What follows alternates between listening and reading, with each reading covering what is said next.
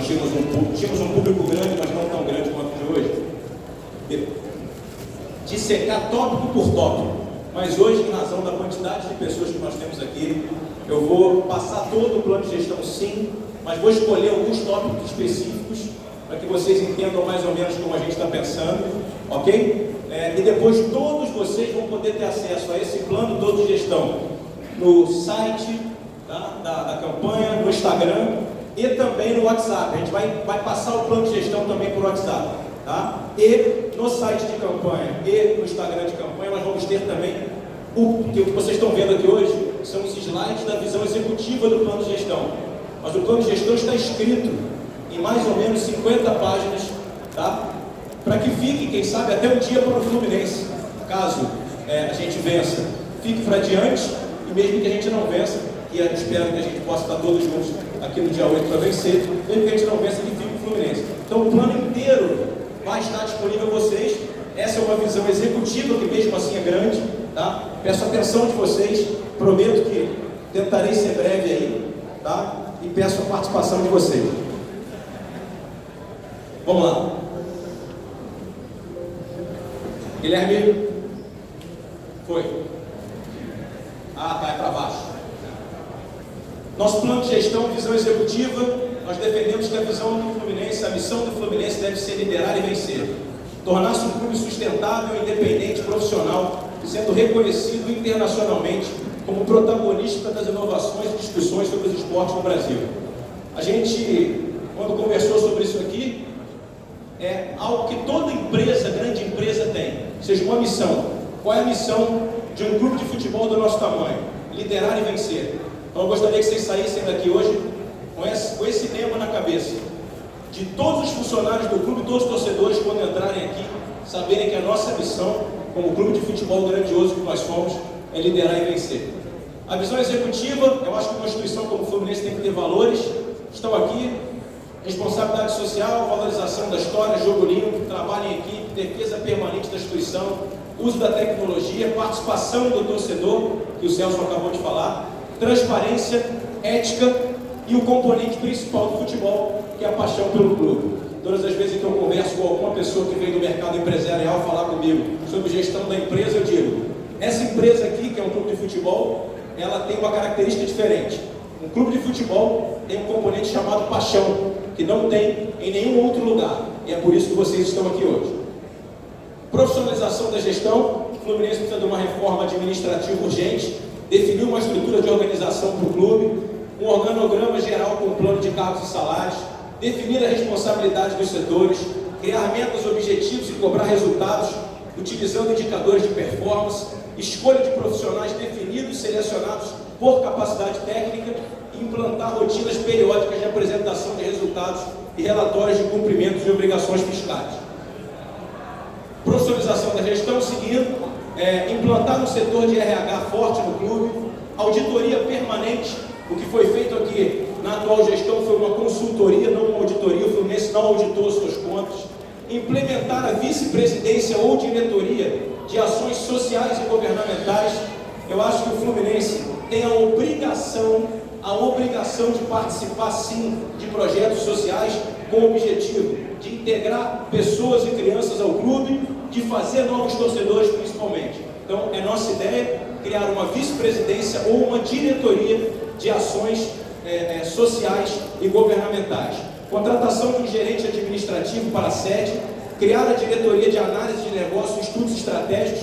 Isso aqui a gente criou uma conversa com um dos nossos componentes da nossa chapa, o André, conversou comigo recentemente. Eu já tinha essa ideia em 2016, mas não tinha o nome da ideia. E conversando com o André Moran, outro dia construí com ele a ideia de que nós temos que criar uma diretoria de análise de negócios e estudos estratégicos.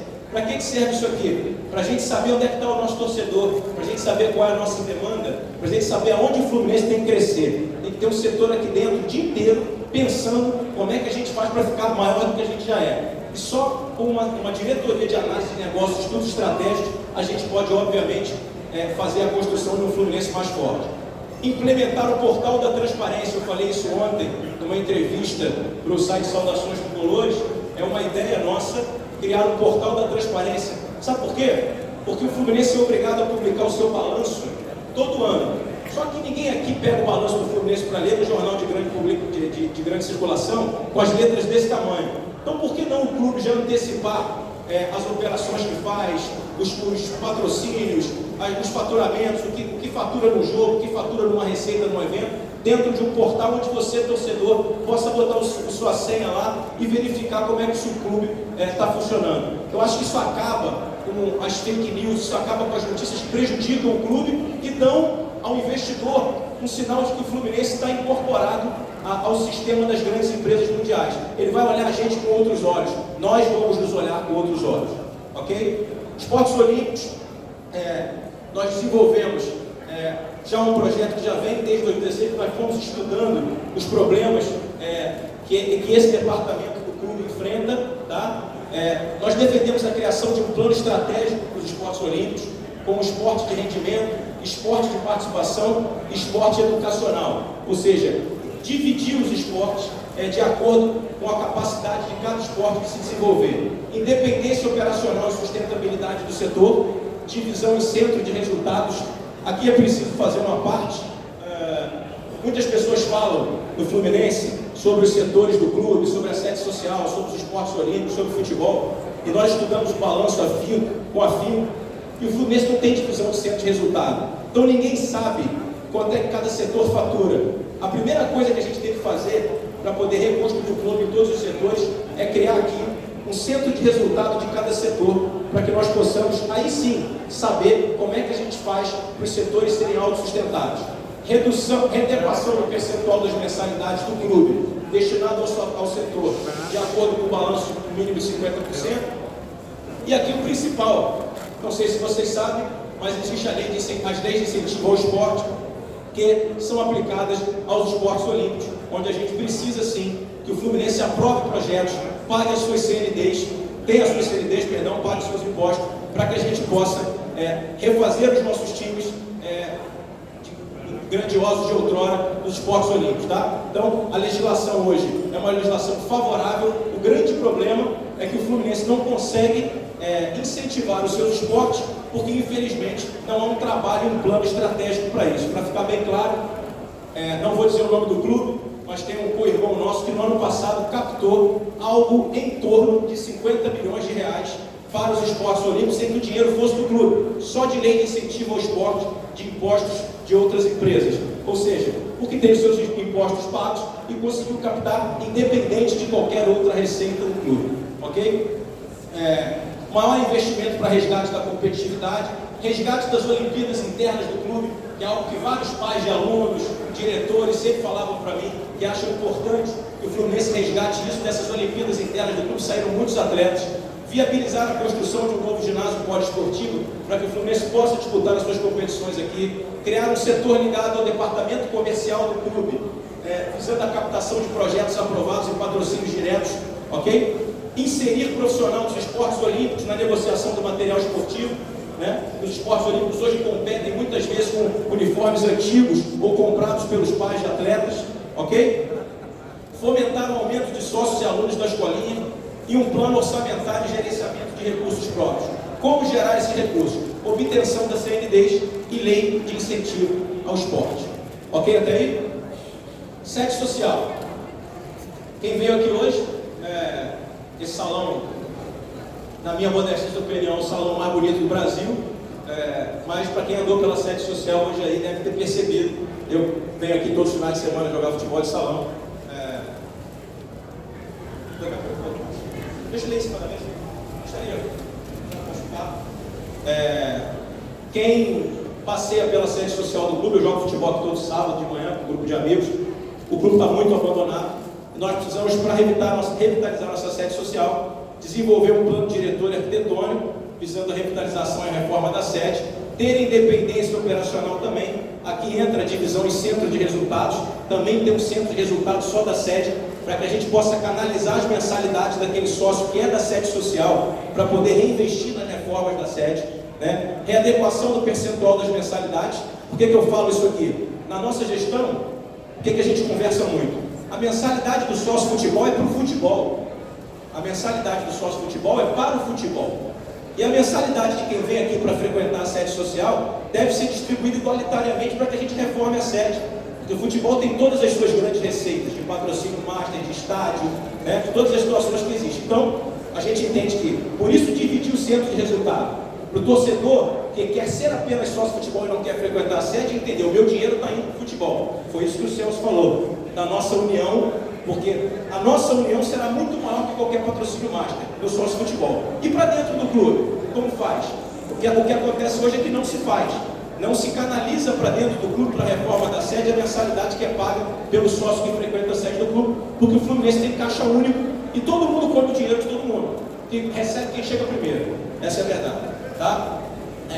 Uma piscina exclusiva para o lazer dos sócios é uma ideia, teria que se desenvolver um projeto, mas o Fluminense é o único clube do Rio de Janeiro que você não pode sentar com a sua família na piscina e tomar uma cerveja e comer um bolinho de bacalhau. Você tem que sair, comprar e voltar. Então o Fluminense precisa tentar, de alguma forma, construir um ambiente onde as pessoas possam estar ali ao lado da piscina ao mesmo tempo consumindo, para que a gente possa trazer as pessoas de volta. E viabilizar a ampliação do estacionamento, que acho que é uma demanda antiga nossa. Eu já ouvi um monte de gente dizer que não dá, mas aqui no Fluminense a gente tem que acabar com essa cultura refratária de dizer que a gente não consegue fazer as coisas. Existem vários projetos de ampliação de estacionamento e a gente vai batalhar para isso sim. Ok? Acessibilidade, né? Criar um centro cultural tricolor, com grandes eventos temáticos, cinemas, teatros. Vocês vão perguntar como?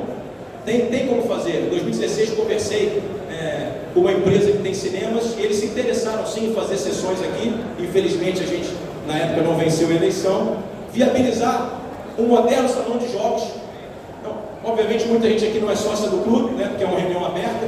Aliás, um torcedor chegou aqui hoje para tirar uma foto comigo aqui, não estou vendo ele, e ele me abraçou e falou assim: muito obrigado pela oportunidade de eu poder entrar nas Laranjeiras.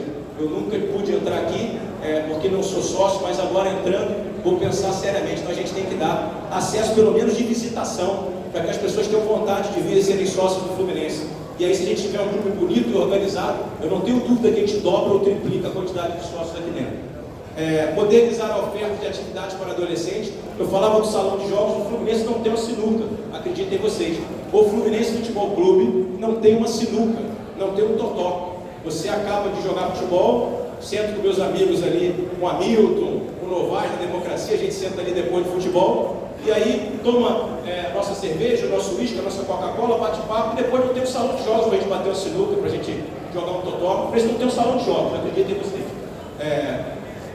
E um espaço, como eu estou dizendo aqui, para atrair os adolescentes, né? E a revitalização do Bar dos Guerreiros, não necessariamente o mesmo Bar dos Guerreiros, mas ou o Bar dos Guerreiros, ou um grande restaurante, ou um grande centro de encontro de tricolores, né? Quem sabe resgatando até um ambiente que a gente tinha mais reservado, que fazia shows menores na época, que era a whiskeria. Dá para fazer muita coisa. Eu costumo dizer, sem nenhuma crítica pessoal, não é essa a minha intenção aqui, nem será jamais. O Fluminense hoje não atravessa um período de má gestão, o Fluminense atravessa um período de falta de gestão. Governança corporativa, acho que isso é muito importante. Sei que para o torcedor às vezes não é um tema muito atraente, mas para nós que temos intenção de dirigir o clube é muito importante e atraente sim, né? Gestão verdadeiramente profissional, focada em resultados, aplicando constantemente a meritocracia e a avaliação de desempenho. Nossa ideia foi criar um grupo consultivo, o G6, tá? Mais à frente eu vou mostrar para vocês o que é aqui embaixo do slide, com o objetivo de compartilhar decisões e riscos, gerando um ambiente de transparência.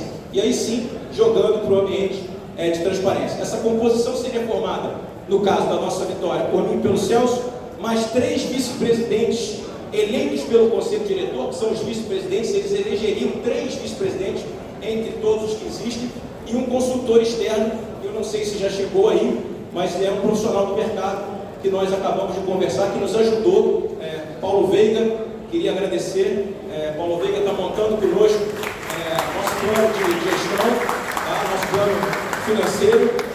Paulo é um tricolor de 4 gerações, um amigo de muito tempo, e quando eu mandei uma mensagem para ele perguntando se ele tinha interesse em ajudar o Fluminense a se reconstruir, ele automaticamente disse: que horas eu chego aí no seu escritório para a gente conversar sobre o nosso clube. E aí ele está desenvolvendo o nosso projeto financeiro de estruturação de governança compliance, ok?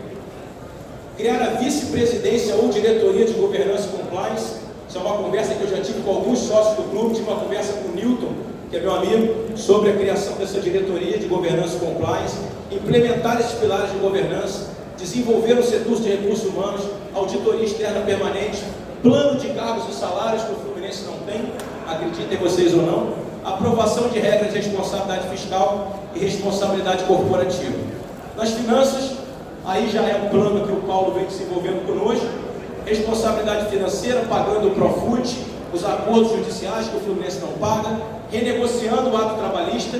Eu não sei se vocês sabem, o Fluminense paga R$1,2 milhão por mês da dívida passada, mas construiu uma dívida de mais R$150 milhões fora desse parcelamento, então ele paga R$1,2 milhão e tem penhoras diárias nas suas contas de 1, 2, 3, 4, 5 milhões, e é por isso que vocês veem que o dinheiro não entra.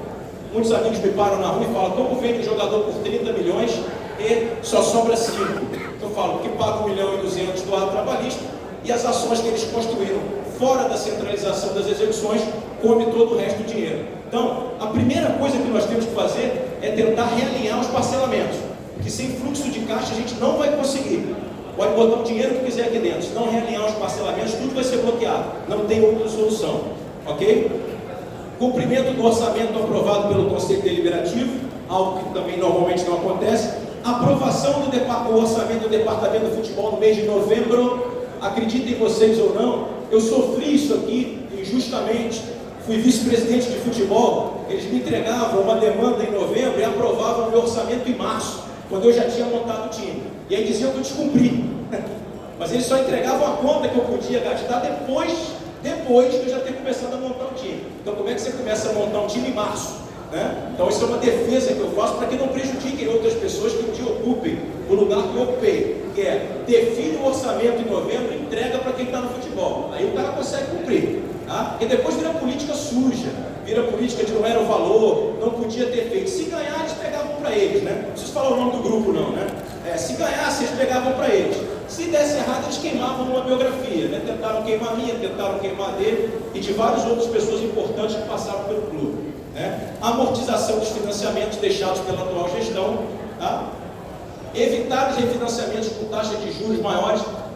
Para quem não leu o balanço do Fluminense recente, o Fluminense está pagando R$65 milhões de juros em empréstimos que pegou, 65 milhões de reais.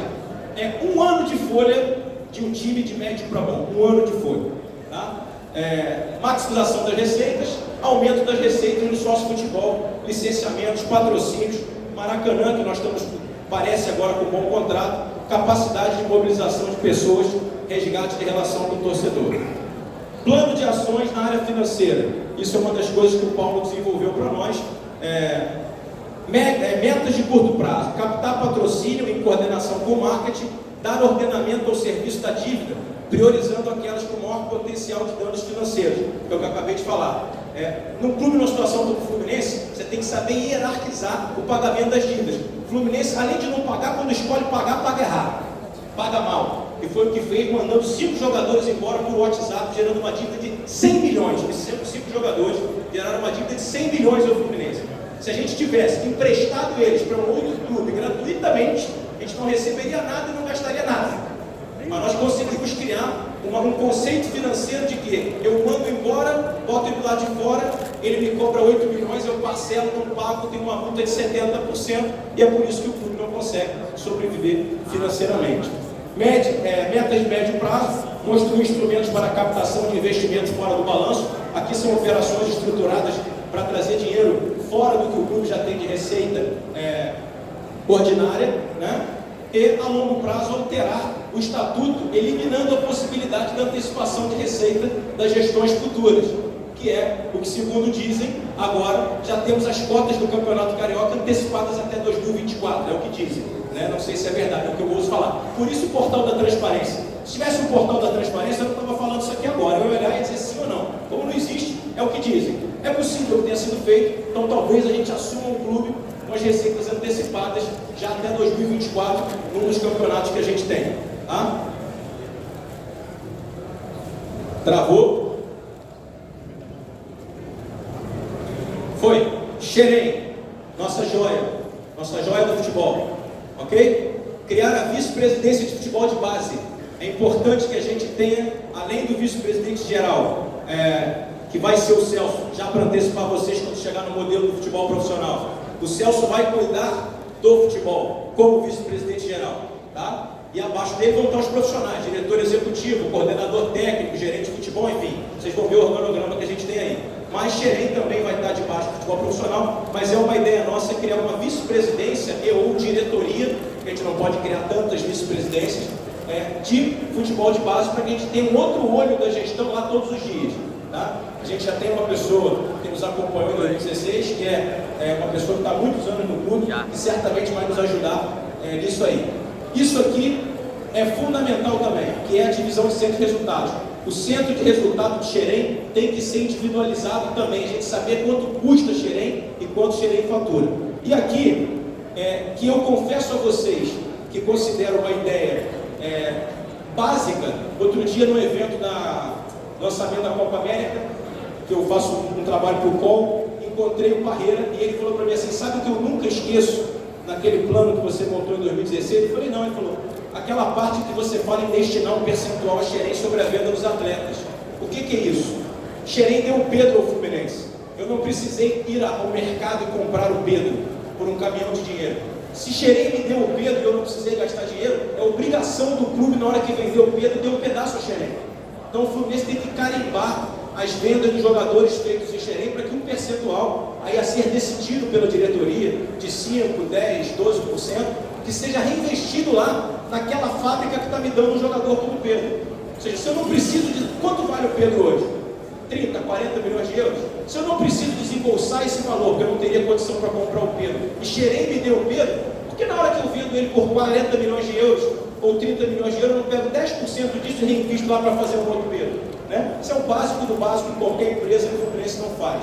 Tá? Maior integração do futebol profissional com o futebol de salão. Tá? O Fluminense absorve muito poucos jogadores do futsal e capta muita gente de fora, sem identidade com o clube. O futebol de salão deve ser o setor de captação nosso. Maior investimento no setor de captação geral e integração da captação externa com o futebol de salão. Parcerias com clube pelo Brasil e pelo exterior, inserindo atletas não aprovados, não tendo um clube na Eslováquia e gastando uma grana por mês e fechando o clube e deixando a dívida para quem vem, mas sim fazendo parcerias com clubes grandes, com a Inter de Milão, com o Real Madrid, com o Porto, para que a gente possa, de repente, colocar jogadores nossos pela Europa ou fazer um clube satélite do Brasil, de menor porte, onde a gente possa botar. Nós temos um exemplo extremamente vitorioso desse caso, que foi o empréstimo do Wellington Ney para o Figueirense. Ele foi lá, performou, voltou, foi campeão pelo Fluminense bem vendido. Então eu não preciso esconder o meu jogador. Aliás, para que vocês saibam, deixar bem claro aqui, os jogadores que iam para o Samorim são jogadores que acabavam o contrato com o Fluminense e o Fluminense não queria renovar. Pô, se não serve para o Fluminense, tem que botar ele no Chamorim para voltar. Tá? Então eu acho que esse projeto foi uma insanidade, com todo respeito e carinho, mas enfim. No início até concordo que vai internacionalizar a marca, vi algum ponto positivo no projeto, mas depois que ele andou, eu achei uma catástrofe. Tá? Eu falei agora sobre lei de incentivo a vocês dos esportes olímpicos, mas a lei de incentivo também vale para a estrutura. Eu não sei se vocês sabem que eu também posso fazer projetos e captar dinheiro para a reforma de estrutura. Então é possível que o Fluminense capte dinheiro pela lei de incentivo para reformar Xerém sem usar o seu próprio dinheiro. Também é possível. Como a gente não paga imposto, não tem CND, eu não reformo Xerém. Tá? Posso reformar Xerém, posso reformar o centro de treinamento, posso reformar a sede com lei de incentivo. Mário, só um minuto. Pois não. Essa situação do Samorim, né? Eu tinha uma alegria assim, eu pensava, um dia se eu for eleito e for responsável pelo Fluminense, eu vou ter a alegria de acabar com isso. Né? Mas só que eles parece que já acabaram antes da gente chegar e vão deixar uma dívida para a próxima gestão de 2 milhões e lá vai fumaça. Projeto que não rendeu rigorosamente nada para o clube. Nós tínhamos uma ideia em 2016 de trabalhar com o Deco. O Deco é um atleta que tem um reconhecimento na Europa fantástico, poderia ser uma pessoa a nos ajudar e certamente agora já está preparado, conversado, caso a gente possa vencer a eleição, para mudar isso. Não, ir para a Eslováquia não tem nada a ver com internacionalização de marca. Isso foi um absurdo. E dentro de uma situação que nós estávamos conversando, nas nossas apresentações, quem tem mais jogador hoje nos clubes do Rio, com contrato profissional, para ir os profissionais, a minha Xerém também, já uns tempos os contratos, e é o Fluminense. O Fluminense tem 90 jogadores com esse contrato e tem 28 emprestados. Se vocês me disserem aqui um atleta que voltou lá da Eslováquia, do Samorim, que rendeu aqui, eu não me lembro. Pode ser que tenha tido, mas eu não lembro. Então eu acho que essa é uma situação que a gente vai ter que mudar isso e mudar esse foco. Internacionalização da marca com participações efetivas na Copa Libertadores, na Copa Sul-Americana e com os clubes da Europa, com pessoas que têm um efetivo conhecimento do futebol no grande centro, né, que é a Europa. Então, hoje mesmo eu conversei com o Deco, está todo mundo na expectativa que a gente pensa para que novas ideias possam existir e aí a gente fazer o Fluminense avançar de verdade. Desculpa. Não, Celso, ótima participação. Integração com a comunidade local e vizinha, criando oportunidade de relacionamento, fortalecimento da imagem social, que o Fluminense está ali, perto de comunidades carentes também em Xerém, né? Para a gente possa fazer isso vinculado à vice-presidência ou diretoria de ações sociais que eu falei que a gente vai criar. Tá? Futebol profissional. Criar o Centro de Inteligência de Futebol do Fluminense, que a gente chama de CIF. O que é isso? É um centro que passa o dia inteiro pensando em futebol. O Fluminense investe quase nada nesse setor. O Fluminense investe quase nada em quem procura os jogadores. Eu vejo muitas críticas aos profissionais que procuram jogadores do Fluminense, mas eu, conversando outro dia com uma pessoa que me falou que os clubes do interior de São Paulo, o Oeste, Itápolis, o Mirassol, tem em média de 10 a 15 profissionais no seu scout. O Fluminense tem 4. Tá? Então o Fluminense investe pouquíssimo dinheiro no setor que tem que trazer jogador para a gente poder vender ou ter no nosso time profissional. Então a nossa ideia é criar esse centro de inteligência, fazer um planejamento oriundo de decisões compartilhadas lá do G6. Essas decisões são estratégicas, tá, gente? Contratação de jogador, dia a dia no futebol, vai ficar tudo com o departamento de futebol. Porque às vezes a gente está em campanha, a gente faz isso, aí começa a dizer, vai ter um conselho. Não vai ter um conselho para escalar time, não vai ter um conselho para decidir contratação no G6. Vai ter um conselho para decidir contratação dentro do departamento de futebol, com quem é profissional, coordenador, diretor executivo, treinador, enfim, os profissionais, fisiologistas. Mas as decisões estratégicas do futebol têm que ser tomadas pela cabeça da diretoria, como orçamento, grandes contratações, grandes investimentos de futebol e marketing, então tudo aqui. Tá? Plano de metas, resultado mais premiação, né? Celso, quando patrocinou, criou uma fórmula de incentivo, na época ao elenco, de metas de resultado, pagava uma premiação definida antes da competição, os jogadores almejavam aquilo, então é importante criar isso e garantir mínimo de 1/3 de atletas da base do elenco sempre. Isso quando eu fui vice-presidente de futebol, eu saí em fevereiro de 2016, eu deixei 17 jogadores da base no elenco profissional. Mas curiosamente, algumas pessoas lá do famigerado grupo que me atacavam, diziam que eu não gostava de Xerém. Mas eu saí, eles emprestaram 16 ou 15 jogadores e trouxeram um monte de jogador de fora. Né? A gente teve uma passagem difícil no ano de 2015, após a saída da Unimed, mas conseguimos sim deixar 17 jogadores da base no elenco profissional. Eu acho que hoje a gente não tem. Acho que dificilmente a gente tenha hoje 10 jogadores ou 12 jogadores feitos na base do Fluminense, integrando o elenco profissional. Maior integração com a base, implementando os mesmos critérios de filosofia de jogo, preparação física e modelo de gestão. Integração do departamento médico com o departamento médico da base. Tá? É importantíssimo isso, para que o jogador já venha lá de baixo sendo tratado no profissional. Conclusão das obras do centro de treinamento, que está inacabado. Criar um departamento comercial para compra e venda de atletas. Isso é importantíssimo. A gente tem que ter um departamento ligado ao futebol que só se preocupa com a parte financeira de vender e comprar atletas. Então, o departamento comercial é o cara que vai ao mercado e assim, tem um jogador que a gente não está conseguindo vender, que a gente quer tirar do elenco para a gente levar esse departamento comercial. Recuperar a hegemonia do futebol carioca.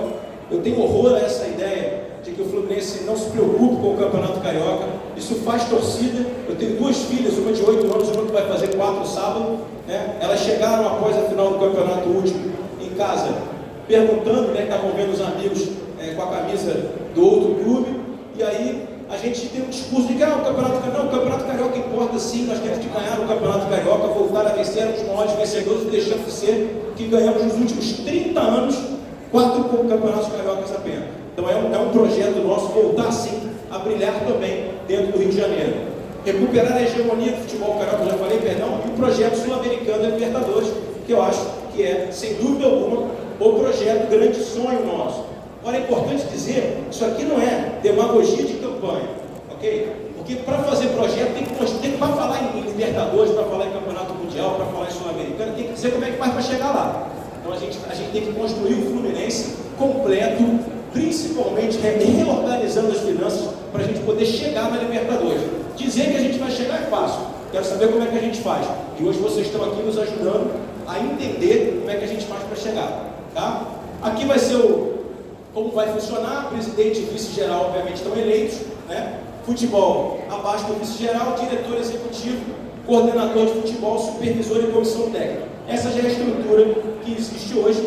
Celso vai estar todos os dias lá no centro de treinamento, eu vou estar mais focado no dia a dia, a estar aqui tentando reestruturar o clube, mas já pedi a ele e eu intimei que ele me ajude também na gestão do clube, na gestão financeira, até porque foi por anos e anos presidente de uma grande empresa que faturou muita coisa, que teve muitas vidas, pegou por 200 mil vidas, entregou por 1,2 milhão.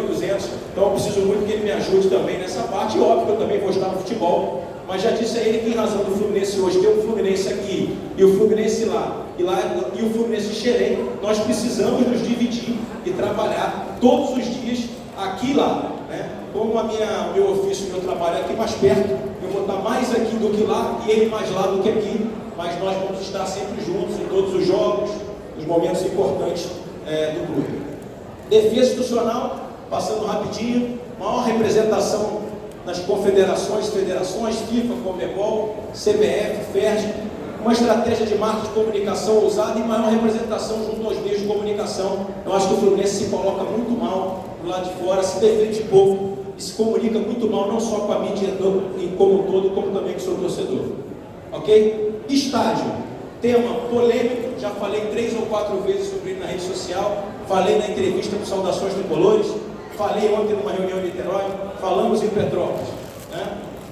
Maracanã, já temos o Maracanã hoje numa concessão, é o que a gente pode ter, é o estádio onde a gente ganhou os nossos títulos, é o estádio, para mim, na minha modestíssima opinião, de maior acessibilidade que a gente possa ter, onde se chega de todo e qualquer lugar. Não quero me alongar no tema, mas vou tentar pincelar rapidamente. Então, se temos Maracanã, manter a administração do Fluminense, investir em equipe técnica para gerir o estádio, aumento das receitas com venda de camarotes, eventos e shows, match day, venda de patrocínio no estádio, bares, estacionamento, lojas e tudo. Por que eu estou falando isso? Porque eu recebo centenas de mensagens nas redes sociais me perguntando: você é a favor de quê?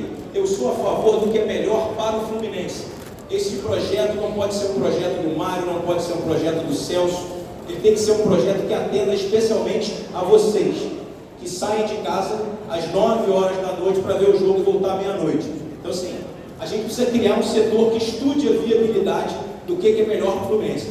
Hoje, vou afirmar aqui, para um clube que não paga salário, não paga imposto, para um clube que tem uma sede social destroçada, para um clube que tem dificuldade em montar um time de futebol, eu não posso, neste momento, inventar em construir um outro equipamento, neste momento. Não significa que daqui a 1, 2, 3, 4 anos eu possa fazer, se possível, com investimentos de fora da receita ordinária do clube, senão o clube não vai aguentar. Então, o que vocês têm que botar na cabeça de vocês, e não haver esse confronto de é contra ou a favor. O que é melhor para o Fluminense no momento? Fazer o que é urgente e deixar o que é importante para depois. É importante, quem sabe, ter um estádio próprio? Pode ser, mas no momento nós já temos o Maracanã e é urgente que a gente se recoloque e se organize financeiramente. Laranjeiras, tive acesso ao projeto de revitalização, gostei, achei muito bom. O projeto prevê o não investimento do dinheiro do Fluminense, ok? O projeto é muito bacana.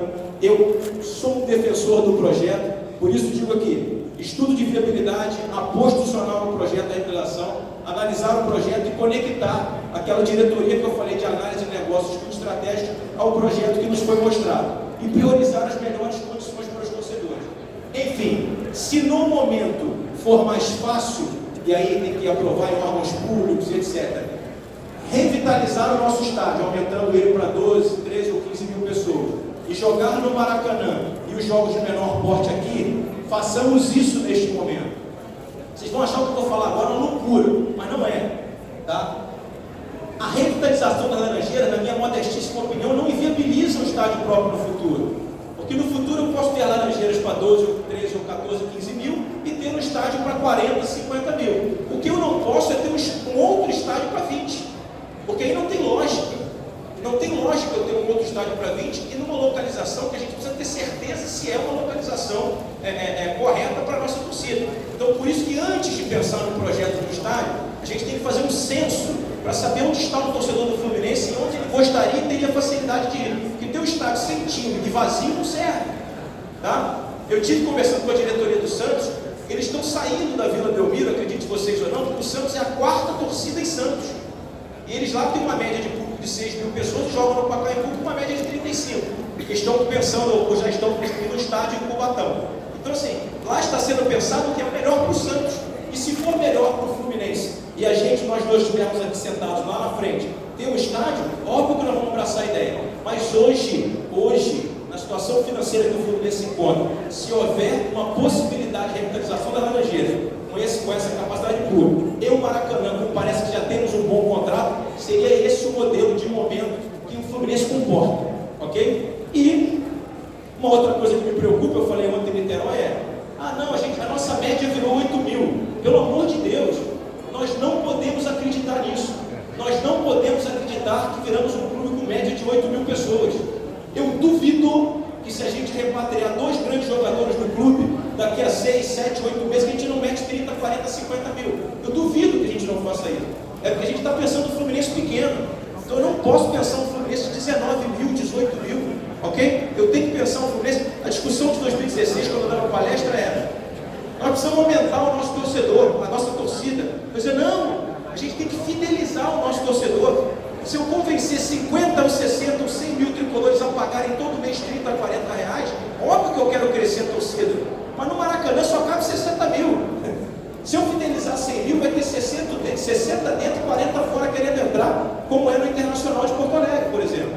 Então, antes de pensar em eu quero crescer, eu quero fidelizar. Se a gente comprovar no estudo de viabilidade que ter um estádio próprio de 30, 40, 50 mil, num lugar definido por uma estratégia de estudo, que ali a gente consegue fidelizar mais, eu estou dentro. Nós todos estaremos dentro. Mas, por favor, não vamos. A gente precisa de união. Eu fico vendo as pessoas se degladiando na rede social. O Fluminense não pode ter isso agora. A frase do Celso na palestra dele foi fundamental. Nós precisamos estar todos juntos. O que aconteceu sábado foi bonito, foi bonito pra cacete. O time perde e a gente bateu o palmo e aplaudiu. Foi muito legal, porque a gente está sentindo que estamos em dificuldade. Então temos que abraçar os caras. E abraçar os caras é abraçar o Fluminense, pô. Nós temos que abraçar o que o Fluminense pode fazer agora. Não vale o teu conceito pessoal, o meu. Vale o melhor para o Fluminense, ok? E falando sobre o estádio próprio que eu acabei de dizer, o estudo de viabilidade para conectar a diretoria de análise de negócios, estudo estratégico, projeta uma grande oportunidade. Chegar um louco aqui, vou falar, tem um terreno, vou botar 100 milhões nesse troço, vou fazer um estádio para 40, 50, 60 mil pessoas, num lugar, tá? Num lugar onde o Fluminense realmente possa mandar todos os seus jogos, a gente sempre repensa, renegocia para o Maracanã. Hoje, para mim, o estádio do Fluminense é o Maracanã, e se a gente